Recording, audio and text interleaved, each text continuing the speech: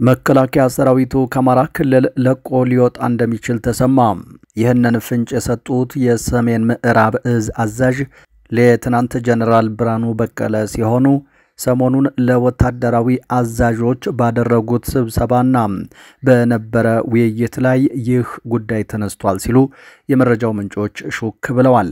ዝርዝር መረጃውን ከኛ ጋር ከቆያችሁ ተሰሙታላችሁ። በአማራ ክልል ባሉ ከተሞች የተጠሩ የብልጽግና ስብሰባዎች በፋኖ ተበተኑ።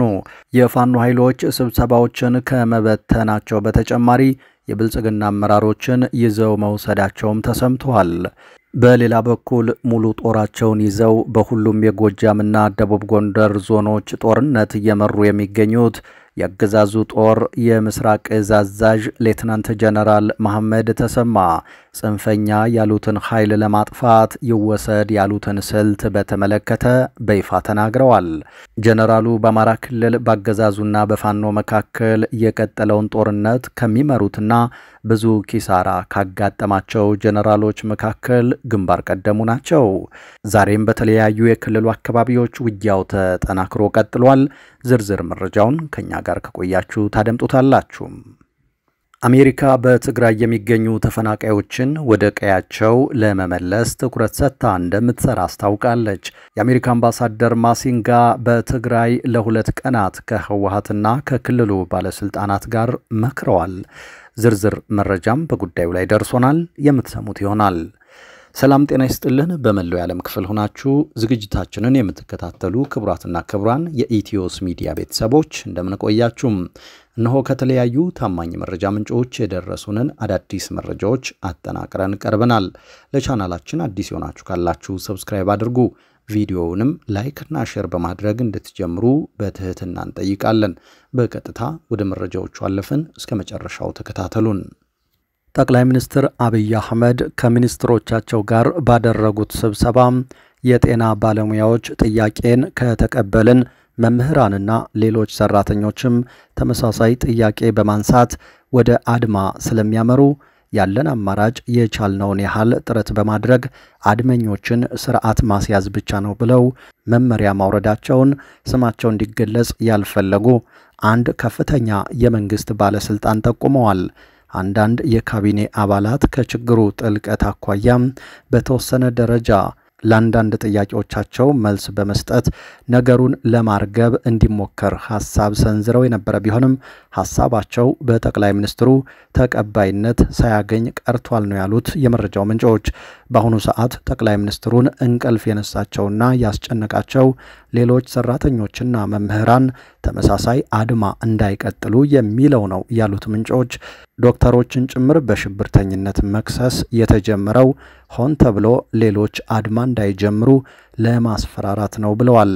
ይሁንና ተከታታይ የማስጠንቀቂያ መልእክቶች በየሆስፒታሎች እንዲለጠፉ፣ አንዳንድ አስተዳደራዊ እርምጃዎችም እንዲወሰዱ ከዛም አልፎ የጤና ሚኒስትሮቹ በተደጋጋሚ የማስጠንቀቂያ መግለጫ እንዲሰጡ ቢደረግም የጤና ባለሙያዎቹ አድማ መንግስት እንዳሰበውና እንደገመተው ከመርገብ ይልቅ እያደር እየተባባሰ በመምጣቱ ጠቅላይ ሚኒስትሩን ብቻ ሳይሆን የካቢኔ አባላቱን በሙሉ ያስጨነቀ ሆኗል ብለዋል ምንጮች።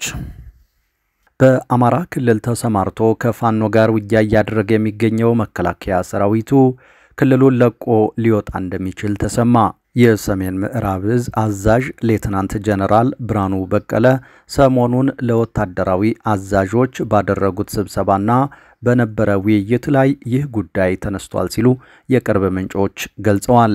ወታደራዊ የመረጃ ምንጮች እንደሚሉት የሰሜን ምዕራብ እዝ አዛዡ መከላከያ እስከ ሰኔ 30 2017 ድረስ በአማራ ክልል ዘመቻ ያደርጋል። ከዛ በኋላ ከቀጠናው ሊወጣ ይችላል። የተመረጡ ቦታዎች ላይ ሰራዊቱ ይሰፍራል ብለዋል ነው የተባለው። ይህም ማለት በቀበሌና በወረዳ እየገባ ጦርነት ውስጥ አይቆይም።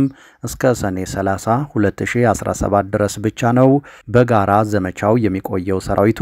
ከዛ በኋላ ግን የሚኖረን ኃላፊነትና ሚና የክልሉን ጸጥታ እንዲጠናከር ወታደራዊ ድጋፍ፣ የሎጂስቲክ ድጋፍ እና የቁሳቁስ ድጋፍ ማድረግ ብቻ ነው ሲሉ ተናግረዋል የተባለው። ስለዚህ መከላከያ ከሰኔ 30 በኋላ በዘመቻው አይኖርም ሲሉ መናገራቸውን በቦታው የነበሩ ምንጮች ገልጸዋል። ከዛ በፊት ግን ሁሉንም አይነት ወታደራዊ ዘመቻዎች እናደርጋለን፣ ይህንን እንድታውቁት ይገባል። በሚቀጥሉት 45 ቀናት የእግረኛ፣ የሜካናይዝድ፣ የአየር ወለድ፣ የአየር ኃይልና ከሌሎች የክልሉ ጸጥታ ኃይሎች ጋር በጋራ ትልልቅ ዘመቻዎችን እናደርጋለን። ይህንን ካደረግን በኋላ ነው ሰኔ 30 ለቀን የምንወጣው ሲሉ ተናግረዋል የተባለው። ከዚህ ጋር ተያይዞ ሰኔ አጋማሽ አጠቃላይ የጦርነቱ ግምገማ ይደረጋል። በግምገማው ውጤት መሰረት የሚመጣ ትዕዛዝ ካለ አብረን የምናየው ይሆናል ሲሉ በስብሰባው ላይ አረጋግጠዋል። የመከላከያ ካውንስል ግን ያስቀመጠልን አቅጣጫ እስከ ሰኔ 30 2017 ድረስ በአማራ ክልል መደበኛ ዘመቻውን አጠናቁ የሚል ነው ሲሉ ተናግረዋል ተብሏል። በተያያዘ መረጃ በአማራ ክልል ከተሞች የተጠራው የብልጽግና ስብሰባ በፋኖ ተበተነ። ፋኖ ስብሰባውን ከመበተኑ በተጨማሪ የብልጽግና አመራሮችንም ይዞ መውሰዱ ተሰምቷል። በሌላ በኩል ሙሉ ጦራቸውን ይዘው በሁሉም የጎጃምና ደቡብ ጎንደር ዞኖች ጦርነቱን እየመሩ የሚገኙት ያገዛዙ ጦር የምስራቅ እዝ አዛዥ ሌተናንት ጀነራል መሐመድ ተሰማ ጽንፈኛ ያሉትን ኃይል ለማጥፋት ይወሰድ ያሉትን ስልት በተመለከተ ሲናገሩ ተደምጠዋል። ጀነራሉ በአማራ ክልል ባገዛዙና በፋኖ መካከል የቀጠለውን ጦርነት ከሚመሩትና ከፍተኛ ኪሳራ ከደረሰባቸው ግንባር ቀደም ጀነራሎች መካከል አንዱ ናቸው። ዛሬም ታዲያ በክልሉ የተለያዩ ቀጠናዎች ውጊያው ተጠናክሮ ቀጥሏል።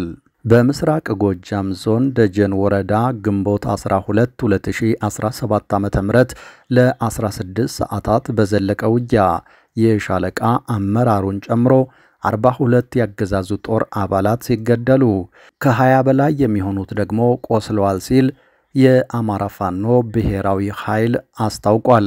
በዚህ ውጊያ በዋናነት የአድማ ብተና ፖሊስ አባላት ላይ ከፍተኛ ጉዳት መድረሱ የታወቀ ሲሆን በውጊያው ምክትል ሻለቃ አዛዥ የነበረው ኢንስፔክተር ጌትነት ታደሰን ጨምሮ 42 ያገዛዙ ጦር አባላት ተገድለዋል ተብሏል። ውጊያውን ቀድሞ የከፈተው ያገዛዙ ጦር ነበር የሚሉት የመረጃ ምንጮች የፋኖ ኃይሎች በበኩላቸው ቀድመው ቦታ ይዘው በሰጡት ያጸፋ ውጊያ ከፍተኛ ድል አድርገዋል ብለዋል የፋኖ የመረጃ ምንጮች። ውጊያው በደጀን ወረዳ ወንበር ገደልና ጥንቸል የተባሉ አካባቢዎች ላይ መደረጉን የገለጹት የመረጃው ምንጮች በዚህ ውጊያ ከሰብአዊ ጉዳት ባሻገር ንብረት ወድሟል፣ ያገዛዙ ጦር አባላትና የጦር መሳሪያዎችም በፋኖ ተማርከዋል ተብሏል። በዚሁ የጎጃም ቀጠና በዛሬው ዕለት ከቡሬ ከተማ ወደ ቲሊሊ አቅጣጫ ሲንቀሳቀሱ የነበሩ 8 የሚሊሻ አባላት ከፋኖ በተከፈተባቸው ተኩስ መገደላቸውን የአማራ ፋኖ ብሔራዊ ኃይል አስታውቋል። በቲሊሊ ከተማ ከትናንት በስቲያ የፋኖ ኃይሎች ወደ ከተማዋ ዘልቀው በመግባት በፈጸሙት ጥቃት 10 ያገዛዙ መከላከያ አባላት መገደላቸው ይታወሳል። በተመሳሳይ በጎንደር ቀጠና የተለያዩ አካባቢዎች በአገዛዙ ጦርና በፋኖ ኃይሎች መካከል የሚደረገው ውጊያ ቀጥሏል።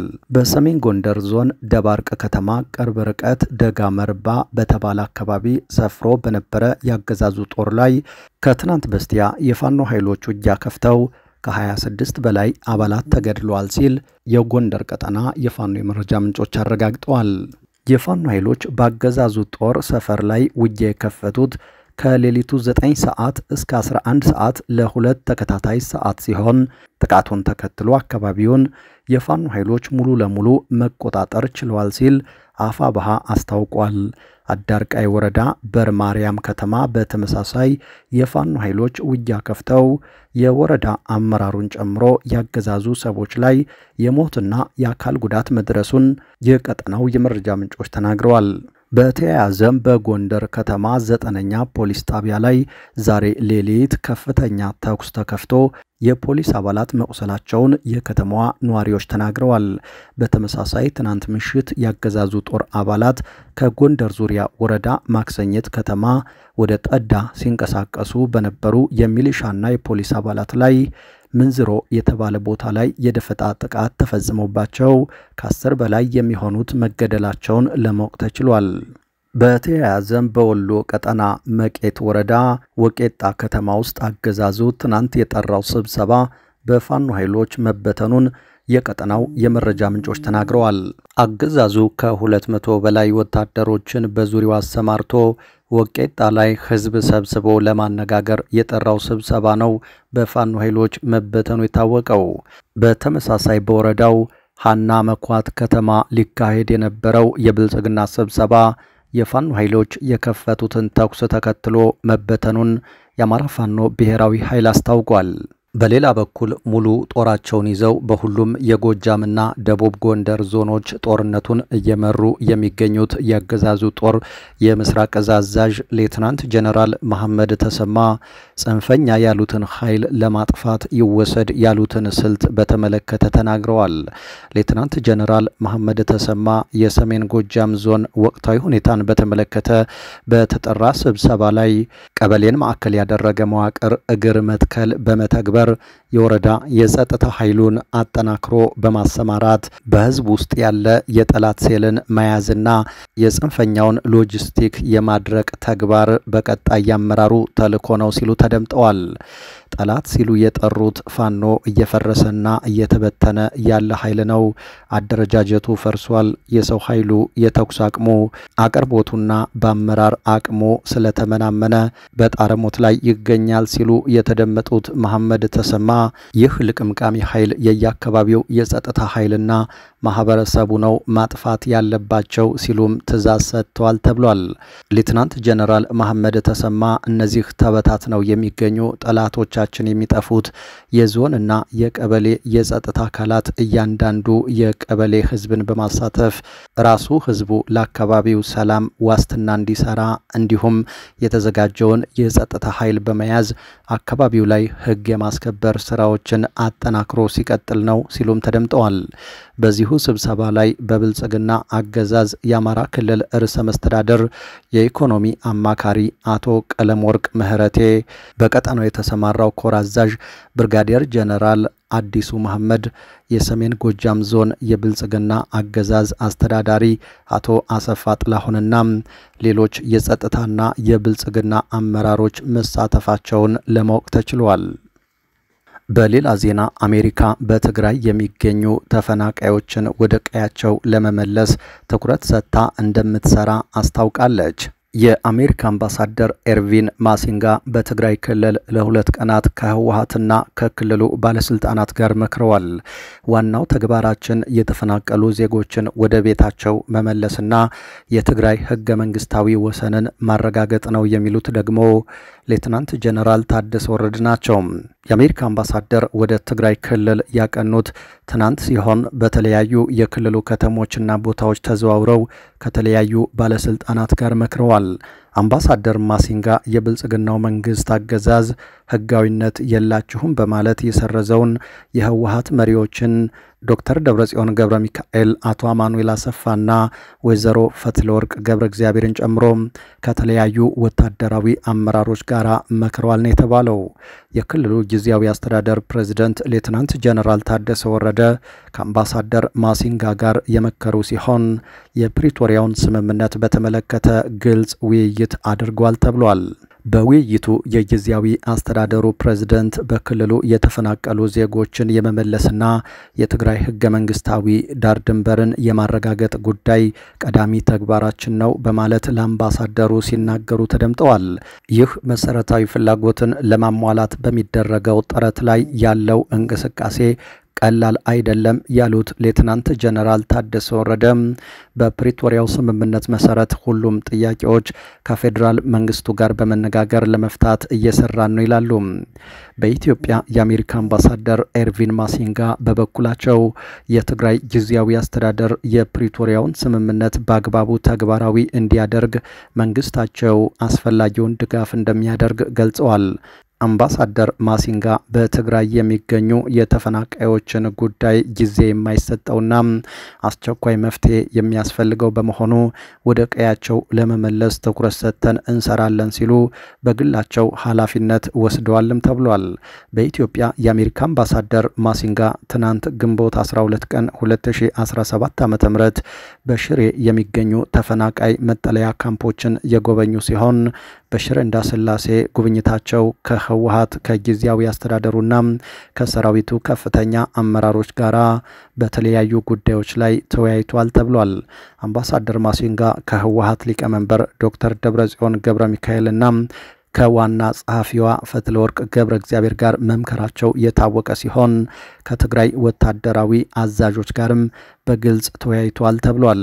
አምባሳደሩ ከትግራይ ጸጥታ ኃይሎች ከፍተኛ አመራሮች ጋር መምከራቸውን የክልሉ መገናኛ ብዙሃን ዘገባ የጠቀሰ ሲሆን በውይይታቸው ዋነኛ ጉዳይ ዙሪያ ግን መገናኛ ብዙሃኑ በግልጽ ያሉት ነገር የለም።